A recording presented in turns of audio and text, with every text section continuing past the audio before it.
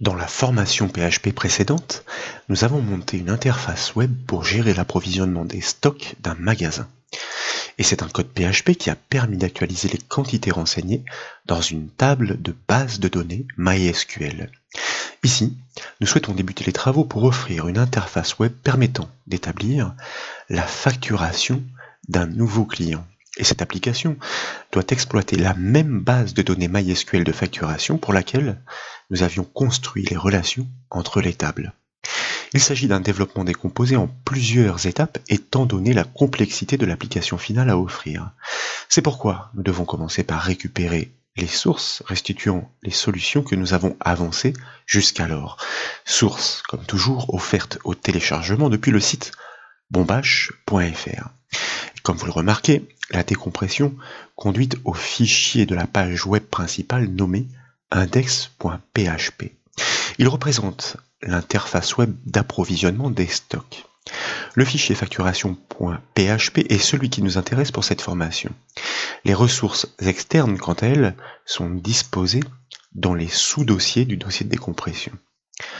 Comme vous le savez, ce projet doit être référencé dans EasyPHP en désignant son adresse issue de l'explorateur Windows et en lui attribuant un nom. Les deux serveurs, fort naturellement HTTP et database, doivent être démarrés. Dès lors, dans l'interface d'EasyPHP, nous pouvons cliquer sur le bouton Open du module MySQL Administration pour accéder à l'interface d'administration de PHP MyAdmin. Dans la liste des bases de données du volet de gauche, vous devez visualiser la base stock. Il s'agit des données relationnelles que nous avons exploitées dans les deux formations précédentes. Si vous ne la possédez pas, vous devez la créer en la nommant stock précisément et en réglant le système d'interclassement sur UTF-8 General CI. Ensuite, vous devez y importer le fichier nommé stock.sql situé dans le sous-dossier BDD du dossier de décompression. Sur cette base de données, vous devez alors créer le compte utilisateur permettant au code PHP d'accéder aux ressources de ces tables avec, comme vous le remarquez, le nom d'utilisateur gstock avec un S majuscule, l'adresse locale pour le nom d'hôte, bien entendu, et le mot de passe tel qu'il est mentionné dans le fichier connexion.php. Celui-ci est imbriqué dans la construction de l'application web. Il initialise, bien sûr, cette chaîne de connexion à la base de données. Pour cet utilisateur, souvenez-vous que vous devez octroyer les privilèges nécessaires en cochant la case « Tout cocher » des privilèges globaux. Une fois tous ces paramétrages réglés, nous pouvons donc accéder à l'interface web pour la facturation de nouveaux clients. C'est pourquoi je vous invite depuis EasyPHP à cliquer sur le lien du projet. Et nous retrouvons l'interface web que nous avons finalisée lors de la formation précédente. Elle permet, souvenez-vous, d'approvisionner les stocks pour une référence désignée depuis la liste déroulante. Dans le pied de page, il y a deux icônes. Nous allons cliquer sur la seconde, celle de la facturation. Et ainsi, nous accédons au contenu de la page web liée, nommée facturation.php. Elle doit permettre de désigner un client à facturer à l'aide de la première liste déroulante. Et pour ce client, elle doit autoriser d'ajouter tour à tour à la facture tous les articles achetés par ce client, à l'aide de cette seconde liste donc. Mais elle doit aussi proposer de créer un nouveau client à la volée, n'existant donc pas encore en base de données. C'est pourquoi il existe ce bouton « Créer le client » en haut de l'interface. Une fois créé et archivé en base de données, il pourra être facturé comme n'importe quel autre client. Et c'est tout l'enjeu de cette formation. Au premier chargement de la page web de facturation, les listes déroulantes doivent être opérationnelles. Donc, la première doit proposer toutes les références des clients archivées en base de données MySQL. La seconde doit offrir toutes les références des produits qu'il est possible d'acheter et aussi archivés en base de données, mais dans une autre table, bien sûr. Il n'en est rien pour l'instant, ces listes sont vides. Nous devons nous connecter aux tables MySQL respectives pour extraire les informations correspondantes par requête SQL exécutée par le code PHP. À la racine du dossier de décompression, je vous propose de cliquer droit sur le fichier facturation.php dans le menu contextuel, de choisir de l'ouvrir avec un éditeur comme le Notepad++. À partir de la ligne 34, vous notez la présence du formulaire encapsulant les contrôles HTML.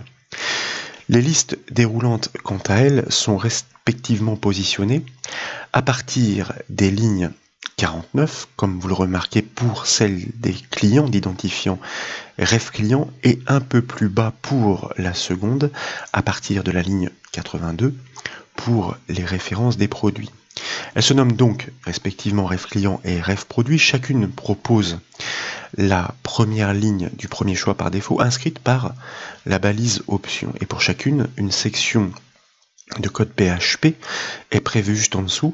C'est dans ces sections que doit intervenir un code restituant les informations issues de la base de données. Elles doivent être restituées les unes en dessous des autres dans les listes déroulantes. Je vous propose donc que nous nous placions sans plus attendre dans la section PHP de la première liste déroulante, et bien tout simplement pour réaliser notre premier code, celui qui va permettre d'attaquer la base de données MySQL pour récupérer toutes les références clients. Pour ce faire donc, eh bien, nous déclarons comme toujours une variable que nous nommons requête afin de pouvoir mémoriser la syntaxe de notre requête SQL. Je vais me permettre de basculer sur la vue de notre table dans le même temps pour pouvoir faire la correspondance entre les noms de champs que nous allons exploiter, puisqu'en l'occurrence ici il s'agit bien d'attaquer la table client. Et donc il s'agit d'une requête sélection. Comme vous le savez, nous exploitons donc le mot-clé select.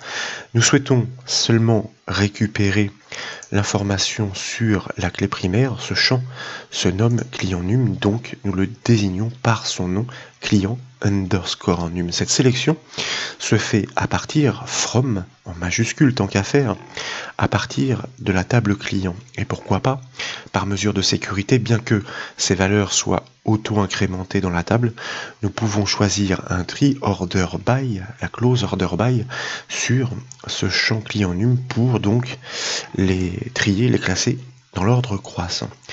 Nous sélectionnons donc tous les numéros de clients, client num à partir de la table client, en les classant dans l'ordre croissant. Il est temps désormais, et c'est du grand classique, d'exécuter cette requête sur la base de données. Comme vous le savez, cette exécution produit des valeurs en retour que nous stockons dans la variable retour. La fonction, PHP, j'en perds mon latin, qui permet effectivement d'exécuter cette requête sur la base de données est bien sûr la fonction MySQLi query, donc que nous appelons, et en paramètre nous devons lui passer, comme vous le savez, la chaîne de connexion qui va lui donner tous les identifiants nécessaires ainsi que le nom de la base de données sur laquelle se connecter. Je vous rappelle que dans le fichier connexion, effectivement, elle est bien reconnue sous le nom de variable liaison. En deuxième paramètre, pour pouvoir attaquer cette base de données sur une table précise selon la syntaxe, nous lui passons la variable mémorisant la syntaxe de la requête SQL, à savoir requête.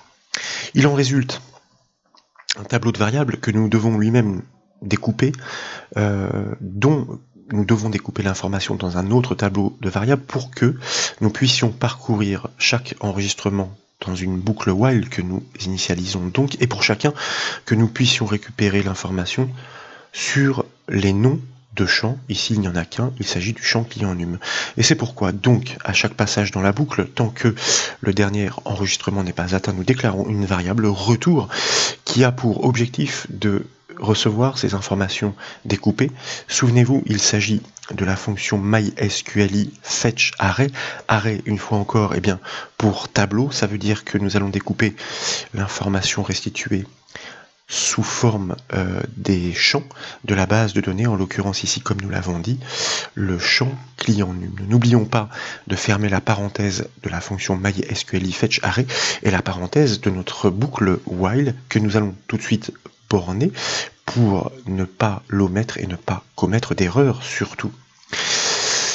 Il faut ensuite, effectivement, puisque nous sommes, je vous le rappelle, dans cette balise select de la liste déroulante, pour chaque client num, ajouter une nouvelle ligne à cette liste déroulante. C'est pourquoi nous allons inscrire en lieu et place cette nouvelle balise option grâce à la fonction PHP echo. Entre double cotes, cela va de soi. Nous allons concaténer une partie dynamique et une partie statique. Donc, option qui est la balise HTML pour ajouter une ligne avec son attribut value qui est nécessaire pour que nous puissions réceptionner la valeur de la donnée sélectionnée par l'internaute sur le formulaire. Et comme il s'agit d'une valeur que nous allons considérer comme un texte, nous allons l'encadrer de cotes, donc touche 4 du clavier pour une simple cote, et après les doubles cotes qui permettent ici de briser la partie statique. Pourquoi? Eh bien, point pour concaténer avec la partie dynamique qui consiste à récupérer la valeur pour l'enregistrement du champ client num grâce à notre variable retour, donc à laquelle nous passons le nom du champ. Tant qu'à faire, eh bien, je vais me permettre de le copier et le coller. Comme ceci, eh bien, nous irons plus vite et puis surtout nous éviterons de générer des erreurs de recopie de syntaxe donc. Nous lui passons donc la valeur de cette information du champ client num qui est dynamique que nous devons concaténer pour reprendre la partie cette fois-ci statique, donc double cote. N'oublions pas la simple cote qui permet d'encadrer effectivement cette donnée. Nous fermons la balise option car effectivement sur chacune des lignes nous devons inscrire en dur cette information pour l'affichage, donc pour l'internaute, donc double cote pour terminer la partie statique, du moins briser la partie statique, la concaténer avec la valeur que nous allons afficher dans la liste déroulante. Eh bien, ce même numéro de client, le premier est utilisé pour la valeur à exploiter, le second pour l'affichage. Point, car nous devons finaliser notre construction. Pour notre balise, il faut fermer la balise option, donc entre double cotes, effectivement, nous fermons notre balise selon la syntaxe imposée par le HTML. Nous devons faire pratiquement la même chose dans la seconde section PHP pour la seconde liste déroulante. C'est pourquoi, eh bien ici, je vous propose tout simplement et naturellement de copier ce code, de nous déplacer dans la seconde section PHP pour cette deuxième liste déroulante, de coller ce code et nous allons devoir l'adapter. Et puis, nous allons revenir sur notre base de données, mais cette fois-ci, nous allons afficher la table article, car c'est bien la table article qu'il s'agit d'attaquer pour récupérer toutes ces informations qui sont en effet les références de chacun des produits. Donc, effectivement, notre requête doit être adaptée. Il ne s'agit plus de sélectionner tous les clients num, mais toutes les informations du champ article underscore code à partir de la table article. Vous voyez que finalement, eh bien, les adaptations sont assez légères et nous allons en profiter pour conserver notre tri croissant. Pourquoi pas, comme nous l'avons fait tout à l'heure. Ici, c'est plus justifié dans la mesure où ce sont des codes articles qui sont saisis manuellement, donc non auto-incrémentés. Et de fait, eh bien, le tri et l'affichage par ordre croissant se justifient pour que eh bien, la recherche soit plus simple à réaliser dans cette liste déroulante. Nous exécutons ensuite, bien entendu, comme précédemment, notre requête sur notre base de données, grâce à la fonction MySQL query à laquelle nous passons les deux arguments nécessaires. Nous découpons l'information sur les champs grâce à la fonction MySQL fetch array, et puis nous devons restituer ensuite chacun de ces codes articles. Il ne s'agit plus dans notre variable retour eh bien, du champ client num, mais du champ article code. C'est pourquoi nous le copions et nous le collons, et finalement avec ces adaptations, forcément, nous pouvons produire nos instructions plus rapidement. Je vous propose que nous enregistrions les modifications et puis que nous basculions sur la fenêtre de notre navigateur web et que nous enfoncions la touche F5 du clavier pour rafraîchir la page. Et ensuite, nous déployons la première liste déroulante. Les références issues de la table client sont bien proposées, elles ne sont que deux pour l'instant. L'objectif final de cette formation est précisément de permettre la création de nouveaux clients à la volée, ainsi ils pourront être facturés dans l'enchaînement. Si nous déployons la seconde liste déroulante, vous remarquez que tous les codes issus de la table article sont bien énumérés. Quelques travaux sont à réaliser avant de nous soucier de la création des clients. Au choix d'une référence client dans la première liste déroulante, ces données associées doivent être extraites et restituées dans les contrôles HTML de la même ligne. Il s'agit donc de la civilité du nom du client et du prénom. De même, au choix d'un code article dans la seconde liste déroulante, les informations correspondantes doivent être affichées toujours sur la même ligne. Il s'agit de la quantité en stock, de la désignation du produit, mais aussi de son prix unitaire. Je vous propose donc de revenir dans le code de la page facturation.php. Nous l'avions constaté brièvement au tout début de cette formation, le formulaire appelle un code externalisé qui est à placer donc dans ce fichier repfacture.php situé à la racine du dossier de décompression. Et c'est alors la fonction JavaScript, pour bien comprendre le mécanisme, qui se nomme récolter, qui doit se charger de récupérer les données de son traitement. Elle est donc, comme vous le constatez, située en en-tête de code, précisément à partir de la ligne 6. Elle exploite des objets Ajax pour que le transfert s'opère sans recharger la page web. C'est pourquoi le fichier prototype.js est déclaré dans le fichier en tête.php qui lui-même est imbriqué dans la construction de nos pages web, et vous remarquez que ce fichier prototype.js est proposé dans le sous-dossier JS fort naturellement. Un choix dans chacune de ces listes doit donc déclencher le traitement serveur, mais ce traitement diffère selon la liste déroulante actionnée. C'est la raison pour laquelle, avant d'appeler la fonction récolter, nous devons inscrire un paramètre dans une zone de texte masquée. Et cette zone de texte existe déjà, elle est un petit peu plus bas dans le code, vous voyez, elle est ici, à partir de la ligne 127. Son identifiant est param. La première chose à faire ici est de supprimer son attribut disabled. Et je vais vous expliquer pourquoi, et j'enregistre les modifications dans la foulée. Cet attribut empêche bien sûr l'internaute d'accéder à la zone de saisie pour la modifier. Mais il n'est pas intéressant ici, puisque comme vous le remarquez, eh bien, la zone est masquée de toute façon grâce à cette propriété CSS. Mais il empêche surtout cet attribut disabled au formulaire de transmettre cette valeur. Donc nous devons l'éliminer, puisque l'objectif est précisément de lui passer un paramètre qui va permettre d'identifier l'action à enclencher côté serveur. Selon la valeur de ce paramètre, nous saurons si nous devons en effet extraire les informations du client ou bien les informations de l'article. Nous devons donc ajouter un gestionnaire d'événements dans chaque liste déroulante. Il doit se charger de déclencher les actions au changement de valeur détectée. Comme vous le savez, il s'agit donc du gestionnaire onChange. Donc nous nous plaçons à la fin de la première balise select, celle du client. Nous ajoutons ce gestionnaire d'événements égal entre double cote. Quelles sont les actions que nous devons entreprendre? Eh bien tout d'abord, nous devons accéder à notre contrôle d'identifiant param. Comme vous le savez, je vais me permettre d'être fainéant une fois de plus, grâce à la méthode JavaScript document get element, alors pas document, autant pour moi, get element by id, qui est la méthode de l'objet document, autant pour moi bien sûr, et à cette méthode get element by id, nous devons lui passer en paramètre le nom du contrôle auquel nous souhaitons accéder, qui est param.value, qui est sa propriété pour accéder au contenu, ici que nous ne souhaitons pas récupérer, mais affecter d'un paramètre suffisamment explicite, entre simple cote, car nous sommes déjà entre double cote.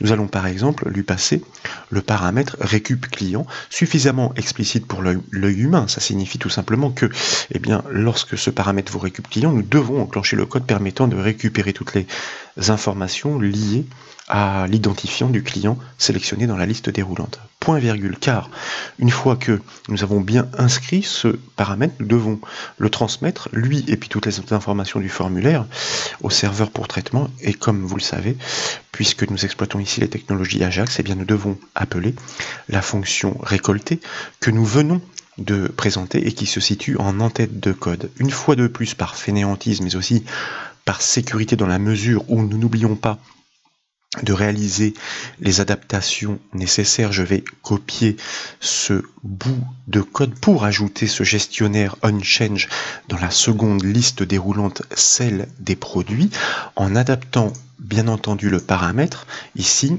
il s'agit d'indiquer que nous souhaitons récupérer l'article. C'est une indication textuelle, tout à fait arbitraire, récup article entre simples cotes. Et dans la foulée, nous appelons la fonction récolter pour pouvoir récupérer les données issues du traitement serveur. Désormais, nous devons donc écrire le code PHP réalisant le traitement approprié. Dans les deux cas, il s'agit d'extraire les informations de la base de données en fonction d'un choix émis dans une liste déroulante. Je vous propose d'enregistrer ces modifications tout d'abord, et puis, à la racine du dossier de décompression, de cliquer droit cette fois sur le fichier repfacture.php, et comme précédemment, de choisir de l'ouvrir dans un éditeur comme le Notepad.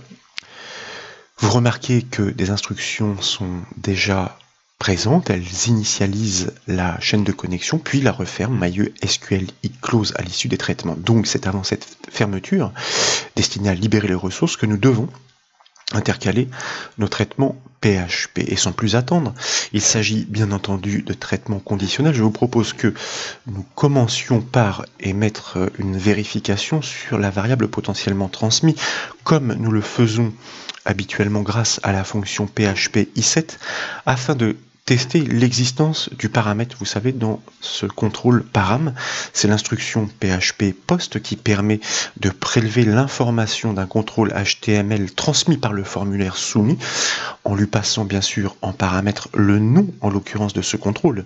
Il s'appelle param, nous l'avons constaté ensemble et renseigné ensemble par le code JavaScript sur le onChange. Nous fermons la parenthèse de notre fonction i7, nous fermons la parenthèse de notre instruction conditionnelle que nous allons prendre soin de tout de suite borner. Ici, bien sûr, l'objectif, avant d'enclencher tout traitement, est de nous assurer qu'il y a bien une valeur à traiter, donc que le paramètre a été transmis. Et comme ces conditions, au fur et à mesure du développement de cette application qui va être relativement complexe, comme ces conditions vont être nombreuses, plutôt que d'utiliser des if, else if imbriqués, nous allons exploiter l'instruction de branchement switch que nous avions démontré dans plusieurs formations PHP, qui est à la fois plus efficace, mais aussi plus clair, plus structuré. Switch post param, et nous fermons la parenthèse de notre switch. En fait, littéralement, cette instruction signifie selon la valeur de ce paramètre. S'agit-il de la valeur récup client? Alors nous allons faire ceci. S'agit-il de la valeur récup article? Alors nous allons faire cela. S'agit-il d'une autre valeur? Et pour poser cette question, eh bien, nous utilisons le mot-clé case, suivi effectivement de la valeur que nous souhaitons tester. Je vous rappelle que la première d'entre elles, telle que nous l'avions passée, était récup client. Après les doubles cotes, n'oubliez pas les 2 points selon la syntaxe de cette instruction de branchement. Et puis le mot-clé break, car à chaque fois qu'une branche a été vérifiée, eh bien, nous devons stopper le traitement pour sortir du switch à partir du moment donc où la condition a été satisfaite. Il y a pour l'instant, et nous en ajouterons comme je vous le disais au fur et à mesure, une deuxième branche à prévoir. Ce n'est pas récup article pour m'en assurer, eh bien je vais redescendre dans le code, je m'aperçois d'ailleurs que je redescends trop bas. C'était bien récup article pour les articles donc, et récup client pour les clients. Nous avions déjà mentionné le premier, récup article, et ainsi je m'assure de ne pas commettre des erreurs de frappe ou de ressaisie. Donc, le premier cas correspond à la récupération des informations du client, le second à la récupération des informations de l'article. Dans chacune des branches, il suffit d'exécuter une requête sélection adaptée. Il s'agit exactement de la même technique que celle que nous avons mise en œuvre pour restituer les données d'une référence dans la formation sur l'approvisionnement des stocks. Et nous avons le code d'ailleurs qui est à la racine dans notre fichier repstock.php que nous pouvons éditer. C'est de la fainéantise, mais tant qu'à faire, puisque effectivement notre code existe déjà, et bien je vous propose effectivement de le prélever, même s'il va falloir entrevoir des adaptations.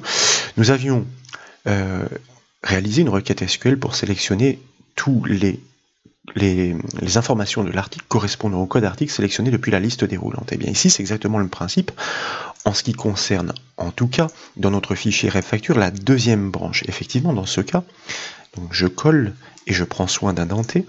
Nous devons effectivement sélectionner toutes les informations de champ, symbole de l'étoile, à partir de la table article, mais seulement pour lesquels le champ code article est équivalent à la référence produit qui est sélectionné depuis le formulaire de facturation. Alors, je vais m'assurer effectivement que nous sommes bien en train de désigner le bon contrôle, ref produit, comme vous le constatez, il s'agit bien de la bonne liste déroulante. Dès lors, eh bien, comme nous le faisons habituellement, nous exécutons cette requête sur la base de données. Attention, la chaîne de connexion ici porte le nom liaison 2, donc il faut bien l'adapter en effet. Nous découpons cette information sur les données des champs, puisque grâce à la clause where, il n'y a qu'un enregistrement restitué nécessairement, eh bien nous n'avons pas besoin de les parcourir, et ensuite nous souhaitons retourner l'ensemble de ces informations, sauf que cette fois-ci, il n'y a pas que la désignation et la quantité, il y a aussi le prix unitaire hors taxe. C'est pourquoi ici je propose de copier cette information et de la coller, nous allons les concaténer, séparer toutes d'un caractère remarquable, en l'occurrence la barre verticale comme vous le remarquez. Et si nous revenons sur notre table article, vous constatez que le champ que nous souhaitons ajouter dans l'énumération s'appelle article PUHT en majuscule, donc PUHT. L'objectif est de pouvoir transmettre par l'instruction print au code appelant, c'est-à-dire la page facturation, l'ensemble des éléments qui concernent le code article ainsi désigné par l'administrateur, par l'internaute. Nous pouvons copier ce code, mais attention, les adaptations seront peut-être un peu plus importantes pour récupérer le client nécessairement, parce que, eh bien, déjà, il ne s'agit pas de la même table, nous sélectionnons bien tous les champs, mais à partir de la table client et non plus de la table article. La clause where n'est plus posée sur le champ article code, mais sur le champ client num, celui de la clé primaire, et là c'est impératif. Autant le champ article code est un texte, d'où la présence des simples codes de part et d'autre pour encadrer cette information, autant le champ client num est une clé primaire auto-incrémentée, donc numérique. C'est la raison pour laquelle nous devons enlever ces simples codes de part et d'autre. En revanche, eh bien, la liste déroulante n'est pas la liste ref produit, mais ref client, c'est pourquoi je prélève son nom et je viens la passer ici dans l'argument de notre instruction post qui récupère sa valeur à soumission du formulaire. Donc nous sélectionnons bien toutes les informations de champ à partir de la table client pour lesquelles nous constatons l'égalité sur le champ client num avec la référence client sélectionnée par l'utilisateur depuis la liste déroulante. Nous exécutons cette requête sur la base de données, nous découpons l'information retourner sur les noms de champs. Il s'agit ensuite, bien entendu, de pouvoir retourner la civilité, de pouvoir retourner le nom et le prénom. Donc si nous affichons notre table client, vous constatez qu'il s'appelle client civilite, client nom et client prénom avec un C majuscule à chaque fois. Donc nous commençons effectivement par retourner l'information. Alors, tiens, je vais me permettre de prélever un bout de nom déjà existant pour ne pas avoir à tout ressaisir. Nous disions donc client civilite. Je prends soin de ne pas commettre d'erreur de saisie. Dans l'ordre, nous voulons ensuite restituer le nom. Il s'agit de client nom. Vous voyez que ici j'avais ajouté un N de trop. Et enfin, comme je vous le disais, il s'agit de client prénom. Donc toutes ces informations, dans l'un et l'autre cas, concaténées dans une chaîne retournée, séparée par un caractère remarquable que nous allons fort logiquement exploiter pour découper cette information, afin de pouvoir la ventiler sur notre formulaire de facturation. Il est temps désormais de pouvoir exploiter ces données. Je vous propose dans un premier temps d'enregistrer ces modifications et de revenir dans le code de la page facturation.php. Nous devons réceptionner donc ces données transmises par le traitement serveur grâce à la fonction JavaScript récoltée qui, je vous le rappelle, se situe en en-tête de code. Cette réception est aussi conditionnelle selon le paramètre transmis. Nous ne devons pas restituer les informations dans les mêmes contrôles HTML. C'est pourquoi je vous propose que ici, dans notre événement onComplete, ce qui signifie par les technologies Ajax, une fois que notre traitement serveur est terminé, nous réceptionnons l'information transmise par l'instruction print. Je vous propose là encore d'ajouter une instruction de branchement switch pour pouvoir envisager tous les cas, sauf que cette fois-ci nous le pilotons ce conditionnement par du code JavaScript. Je me permets de borner tout de suite mon instruction.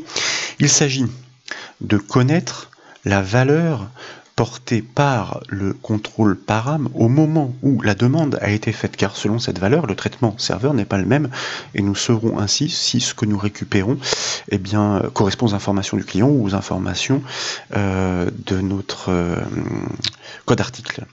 Il s'agit, comme je vous le disais ici, de tester, donc je me permets encore une fois de prélever un bout de code dans notre critère, de tester la valeur de notre zone de texte param à laquelle nous accédons en JavaScript grâce à la méthode getElementById, .value pour descendre jusqu'à son contenu. Et ensuite, nous pouvons bien sûr énumérer les cas de la même façon, les langages sont relativement proches.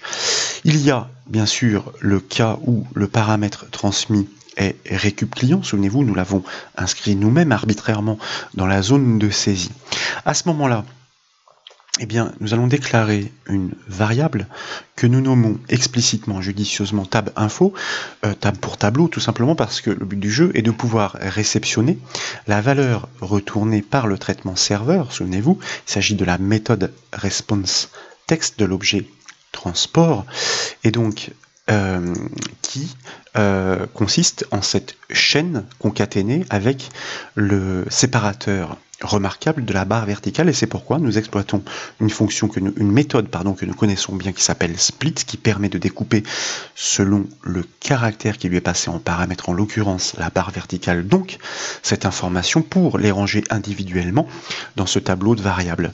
Dans l'ordre, donc la première est à l'indice 0, la deuxième à l'indice 1, la troisième à l'indice 2, etc. Il s'agit de restituer ces valeurs découpées dans les contrôles respectifs, mais auxquels nous accédons comme toujours grâce à la méthode getElementById. Vous voyez que là, je vais prendre soin de ne pas oublier mon instruction break, car chaque case doit bien sûr être interrompu par ce mot-clé qui est incontournable. Donc, pour ne pas l'oublier, puisque là je suis dans les explications, je m'empresse de l'ajouter. Donc, nous devons inscrire dans notre contrôle civilite, qui est le premier d'entre eux, vous voyez, civilite, et après c'est nom client et prénom client, les informations ainsi restituées par le serveur et découpées par notre code JavaScript, qui se situe dans les rangées respectives de notre tableau de variables nommé tab info. Pour la première, donc, à l'indice 0, point virgule, n'oublions pas de ponctuer notre syntaxe. Et puis, il y en a encore deux autres qui se trouvent respectivement aux indices 1 et 2, mais qui doivent être rangés forcément dans les contrôles associés. Le premier, nous l'avons identifié, se nomme nom client, et le second se nomme prénom client avec des copier-coller. On peut toujours aller un petit peu plus vite. N'oublions pas de prévoir le cas où l'information retournée ne concerne pas le client, mais l'article. Donc nous prévoyons la branche supplémentaire case récup article, qui est le paramètre que nous aurions dans ces conditions-là transmis. Nous découpons de même l'information sur le caractère remarquable. Il s'agit là aussi de ventiler les trois données qui sont séparées par cette barre verticale, mais les champs diffèrent par leur nom fort naturellement. Il s'agit dans l'ordre, il me semble, si nous regardons ici, la désignation, le prix unitaire et la quantité. Et vous voyez effectivement que nous avons bien le champ, le contrôle désignation, le contrôle PUHT et le contrôle quantité par leur nom, donc nous devons les désigner dans notre code JavaScript. Désignation pour la première donnée, PUHT pour la deuxième, et comme nous l'avons remarqué, QTE, quantité, pour la dernière. Nous pouvons enregistrer les modifications, basculer sur le navigateur web et puis recharger la page en validant sa barre d'adresse à l'aide de la touche Entrée. Nous avions effectivement généré des postbacks précédemment. Je vous propose de choisir un numéro de client dans la première liste déroulante et de choisir une référence produit dans la seconde liste déroulante. Et comme vous le remarquez, dans l'un et l'autre cas, les informations associées issues de la base de données MySQL sont parfaitement restituées sur le formulaire web dans les contrôles HTML prévus à cet effet. Certains alignements laissent à désirer. Nous pourrions dire, étant donné que la quantité et le prix unitaire sont des valeurs numériques, nous pourrions choisir de les positionner à droite dans leur contrôle. Vous savez qu'il s'agit d'un petit ajustement CSS, texte à ligne de point right, qu'il est donc très simple d'entreprendre dans notre code HTML. Il est temps de nous pencher sur le cas de la création d'un nouveau client. Et souvenez-vous que grâce aux relations que nous avions mises en œuvre sur les tables de cette base de données MySQL, il n'est fort heureusement pas possible de créer la facture d'un client n'existant pas. Soit il est proposé dans la liste déroulante, soit il doit être créé en amont. C'est la raison de la présence donc de ce bouton. Cette création doit se faire selon les informations saisies dans les contrôles HTML, civilité, nom du client et prénom du client. Mais un garde-fou est nécessaire. Un client déjà archivé ne doit pas être créé une seconde fois. Pour cela, nous proposons de réaliser une première requête de vérification sur la base de données. Si un enregistrement propose le même nom et le même prénom, l'insertion doit être avortée. Nous devons donc mettre en œuvre une double clause where. Je vous propose donc de revenir dans le code de la page facturation .php et en haut du formulaire, nous allons ajouter un gestionnaire d'événements au bouton créer client. Donc il s'agit déjà d'aller le repérer.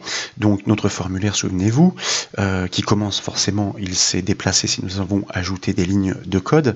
Et ensuite, nous devons repérer notre bouton, vous voyez, qui est situé ici avec l'identifiant créer client. Nous devons donc lui ajouter là aussi un gestionnaire. Il ne s'agit plus de l'événement onChange, fort logiquement désormais, mais de l'événement onClick, puisque les actions doivent être déclenchées au clic sur le bouton et non plus au changement de valeur dans la liste déroulante. Et tant qu'à faire, et par fainéantise, mais aussi par sécurité, donc nous allons récupérer les petits bouts de code que nous avons tout à l'heure développés pour les coller.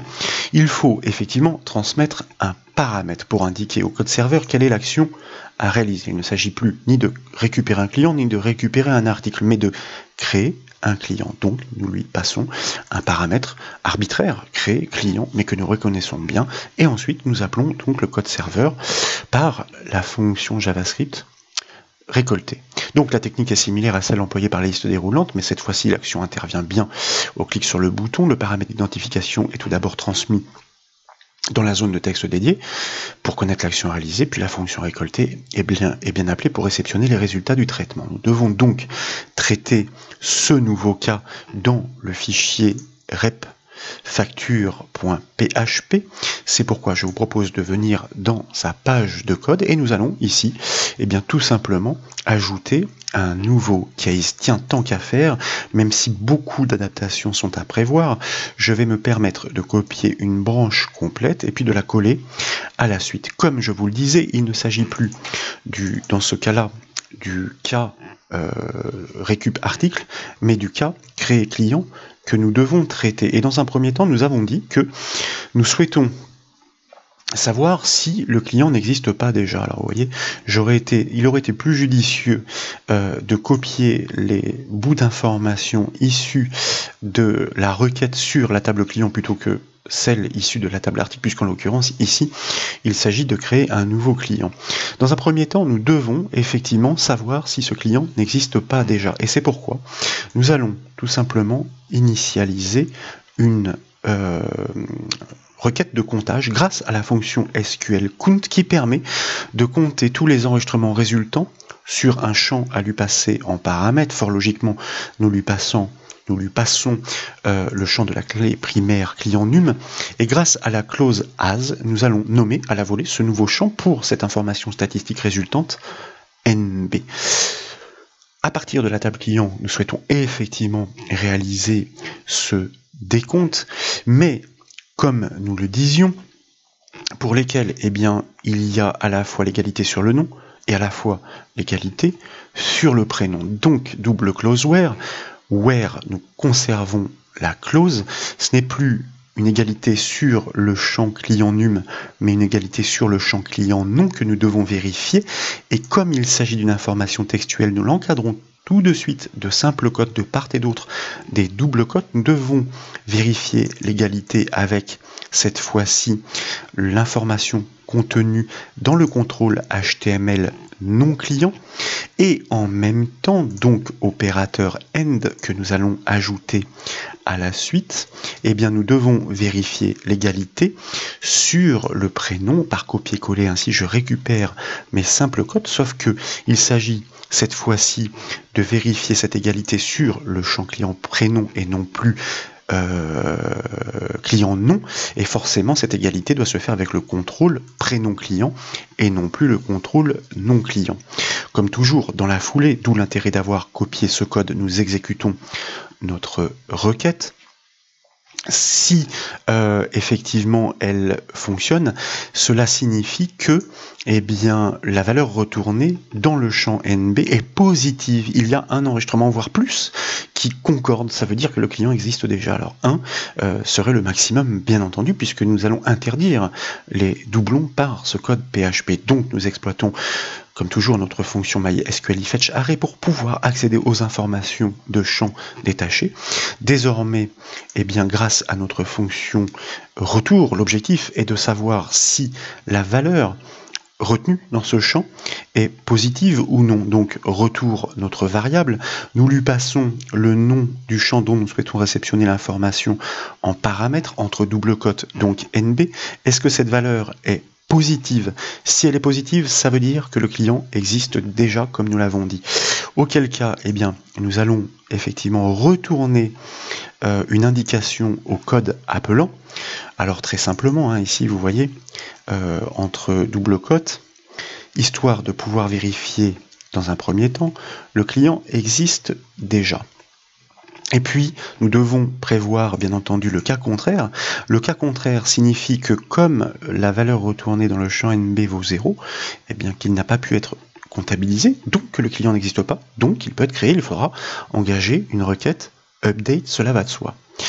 Je vous propose d'enregistrer les modifications car nous devons désormais réceptionner l'information de retour dans la fonction JavaScript récoltée. Donc nous revenons dans le code de notre page facturation.php et nous allons tout de suite créer une branche supplémentaire pour ce cas supplémentaire qui est celui de la création du client. Donc nous collons eh bien, la précédente branche, pourquoi pas. Ici, le paramètre, nous l'avons dit, eh bien, créer client dans ce cas-là. Dans un premier temps, ce que je vous propose, puisque nous nous sommes contentés de retourner une information textuelle, c'est tout simplement d'afficher à l'écran cette indication grâce à la fonction JavaScript alerte sans la méthode split, parce qu'ici, nous n'avons pas d'information à découper alerte transport.response text. Je vous propose que nous testions le fonctionnement à ce stade. Nous enregistrons donc les modifications. Nous revenons sur notre navigateur web. Nous rafraîchissons la page en validant sa barre d'adresse. Je vous propose de choisir un client existant et de cliquer sur le bouton « Créer le client ». Et comme nous n'avons modifié ni le nom ni le prénom, la requête SQL trouve un enregistrement concordant. De fait, le message explicite apparaît sur l'écran de l'internaute. Nous devons désormais développer le code permettant la création d'un client non recensé. Donc je vous propose de revenir dans le code de notre page repfacture.php.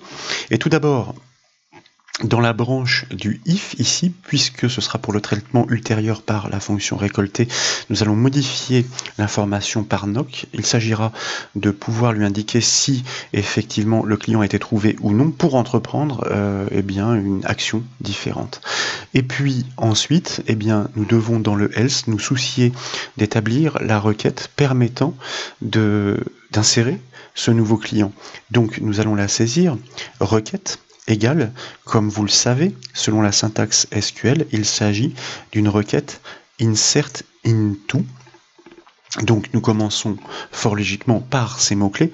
Insert into, nous souhaitons faire l'insertion À quel endroit? Dans la table client. Donc nous commençons par mentionner son nom. Et à la suite, nous devons énumérer tous les champs qui sont concernés.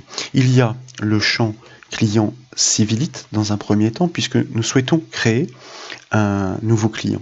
Donc le champ Civilite, attention bien sûr de ne pas vous tromper dans les noms des champs tels qu'ils ont été créés dans cette base de données. Il y a le champ client nom, il y a le champ client prénom. Enfin, fort heureusement, ces tables ne sont pas trop volumineuses, c'est tout simplement parce qu'elles ont été judicieusement créées, fractionnées, reliées entre elles, car il y a 4 tables, plutôt que de prévoir X colonnes nombreuses sur une même table. Donc, nous devons insérer dans la table client pour l'ensemble des champs énumérés toutes les valeurs, et comme vous le savez, donc c'est avec la clause values que nous pouvons poursuivre l'énumération, mais cette fois-ci des informations dynamiques. Il s'agit d'informations textuelles pour chacune d'entre elles, donc nous devons les encadrer de simples cotes, double cote pour briser la partie statique, et puis pouvoir ajouter la partie dynamique. En l'occurrence, il s'agit, alors je vais prélever encore une fois une instruction existante, d'y insérer dans ce champ client civilité l'information contenue, transmise par le formulaire, contenue donc dans notre contrôle qui se nomme civilite, souvenez-vous. Donc, post civilite, jusque-là tout va bien, nous sommes bien dans notre values. Point, car nous devons l'encadrer, nous reprenons la partie statique de simple cote, virgule, car c'est une énumération simple cote, car nous devons encadrer l'information qui suit, et tiens, tant qu'à faire, vous voyez ici, je vais tout simplement ici prélever ce qui existe déjà, rajouter une énumération avec la virgule, et puis coller de nouveau de manière à ce que les simples codes dans la syntaxe soient déjà correctement écrites pour n'avoir plus qu'à renseigner les informations sur les noms de champs. Dans la suite logique, il s'agit donc du nom client, client nom, mais c'est le contrôle non client. Et enfin, il s'agit du contrôle qui se nomme prénom client. Il s'agit bien sûr dans l'enchaînement d'exécuter notre requête SQL, les méthodes sont les mêmes, nous devons donc exploiter nos fonctions. C'est pourquoi nous allons tout simplement ici prélever une ligne de code existante pour la placer directement à la suite. Donc MySQLi, ce n'est pas la bonne, autant pour moi, effectivement, c'est ma fonction MySQLiQuery qui m'intéresse pour pouvoir exécuter ma requête ainsi construite, requête action, requête d'insertion sur ma base de données identifiée par ma chaîne de connexion, liaison 2. Donc, nous exécutons notre requête, et là, la suite du traitement est relativement simple à entreprendre. Si la valeur stockée dans notre variable retour vaut 1, cela signifie qu'un enregistrement a bien été ajouté. Dans ces conditions-là, je vous propose que nous commencions par tester cette valeur. Est-ce que retour vaut 1? Donc, dans notre instruction conditionnelle. À ce moment-là, vous allez voir, et ça c'est une technique qui est assez intéressante, forcément si le client a été créé, nous souhaitons qu'il soit directement disponible depuis l'interface de facturation. Or, son identifiant n'existe pas dans la liste déroulante. Nous allons le retourner grâce à une fonction PHP très intéressante qui se nomme MySQLi insert. Vous voyez, elle est proposée ici par le notepad, insert id, à laquelle nous devons passer un paramètre. Ce paramètre est la chaîne de connexion pour savoir sur quelle base de données il agit, donc quelle est la requête qui est concernée. Et en fait, cette fonction va retourner suite à la création la dernière valeur de la clé primaire auto-incrémentée. Donc très précieux pour ne pas avoir à refaire dans la foulée une requête sélection afin de le sélectionner, à plus forte raison s'il y a plusieurs créations de clients en même temps. Je vous propose d'enregistrer les modifications. Donc, lorsque la création de ce nouveau client a lieu, nous devons exploiter cette idée retournée, comme je vous le disais, pour l'ajouter dans la liste déroulante des clients. Et nous devons placer le focus sur cette dernière valeur pour automatiser les actions. Ainsi, dans l'enchaînement, l'administrateur pourra procéder à la facturation du nouveau client. Donc, dans notre code de la page facturation.php, nous devons adapter la dernière branche du case, ici, case du switch, donc créer client. L'objectif, dans un premier temps, est d'adapter ce que nous avions réalisé à titre de vérification. Je vous propose que nous déclarions une variable JavaScript, donc mot-clé var, dans laquelle nous allons stocker la valeur transmise. Elle sera ainsi plus simple à piloter. Donc n'oublions pas de ponctuer notre syntaxe. Le but du jeu est de savoir si la valeur retournée vaut NOC, car je vous rappelle que nous l'avons changé juste avant. NOC signifie que le client existe déjà, donc nous devons interrompre le traitement. Nous allons faire un test sur cette variable, double égalité pour le test, je vous le rappelle. Est-ce que cette valeur retournée vaut NOC? Si tel est le cas, écoutez, comme nous l'avons fait précédemment, nous nous contentons d'en avertir l'administrateur. Le client existe déjà. Après, à vous de voir, pour retourner des messages, on va dire, plus précieux, plus utiles. Mais là, le but du jeu est de pouvoir rendre fonctionnelle l'application. À ce moment-là, donc, grâce à la fonction JavaScript alert, nous lui retournons l'indication. Pas d'accolade dans le if car une seule action entreprise, c'est une facilité de développement que nous propose le JavaScript. Dans le else, en revanche, effectivement, nous devons ajouter un élément à notre liste déroulante. Et ce qu'il y a d'intéressant, c'est que JavaScript propose des objets qui sont tout à fait dédiés pour ça. Donc, nous allons les exploiter. Tout d'abord, nous déclarons un objet, une variable objet que nous nommons liste et que nous allons faire pointer tout simplement sur notre liste déroulante qui se nomme ref client. Je vous rappelle, et d'ailleurs pour preuve, si nous descendons dans le code, que nous pointons ici effectivement sur notre liste déroulante dédiée.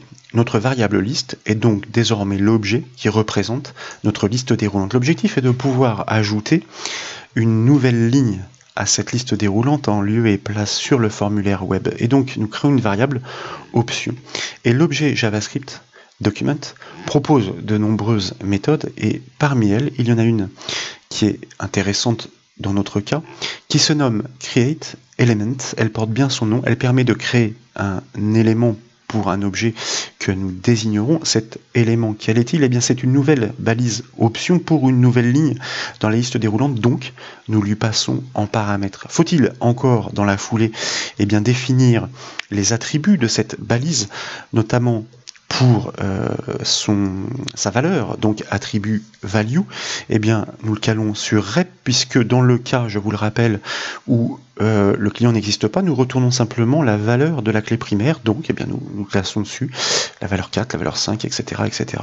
Et puis il y a le texte, puisqu'il faut aussi afficher en lieu et place la valeur qui référence cet enregistrement. C'est la même chose, comme nous l'avions codé d'ailleurs en dur dans le flux HTML et à l'issue, à cette liste déroulante qui désormais est un objet, nous devons ajouter cette balise d'option grâce à la méthode add qu'elle propose, donc en lui passant en paramètre effectivement l'élément qu'il s'agit d'ajouter dans la liste.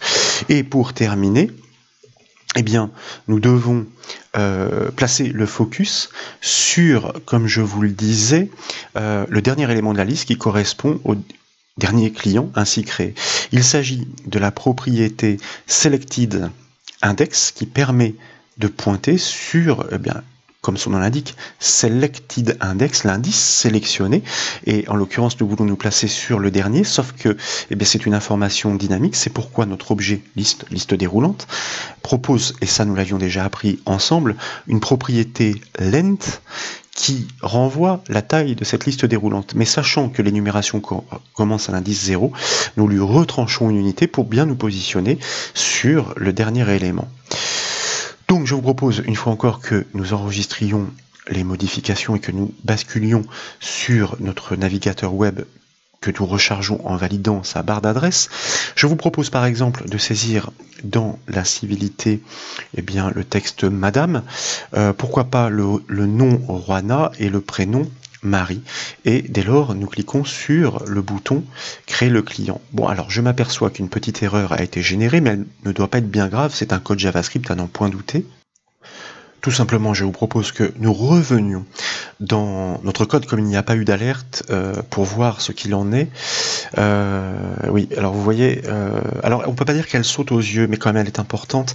Je le répète pourtant souvent, mais la casse est très importante en JavaScript, la cache chameau, vous voyez, pour par exemple la méthode getElementById, nous avons le E majuscule, le B majuscule et le I majuscule, et en l'occurrence pour la propriété selected index, il s'agit d'un I majuscule, auquel cas, effectivement, si cette caste n'est pas respectée, cette propriété n'est pas reconnue et donc n'est pas exploitée. Je vous propose donc de revenir sur notre formulaire web, en espérant, puisque nous avons quand même pas mal avancé dans le code, qu'il s'agit de la seule erreur. Comme je vous disais, donc, nous tapons le texte Madame, le nom de client Juana, par exemple, et puis son prénom Marie, et nous cliquons sur le bouton créer le client. Alors vous savez, là ce qui vient de se produire, c'est assez étonnant, c'est que on va venir ici, voilà.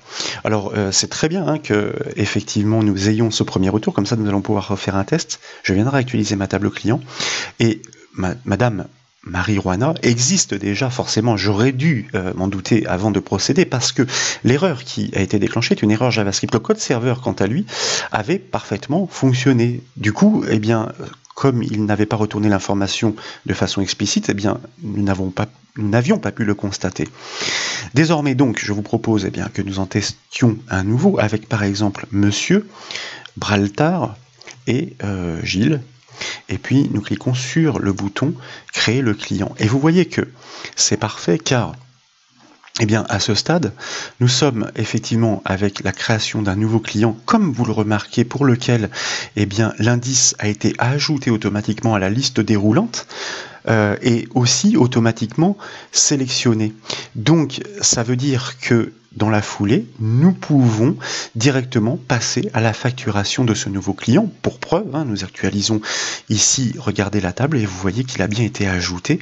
Et grâce à des transferts entre le PHP et le JavaScript, eh bien, nous avons pu influer dynamiquement sur nos contrôle de notre formulaire HTML. Voilà donc pour ce volet.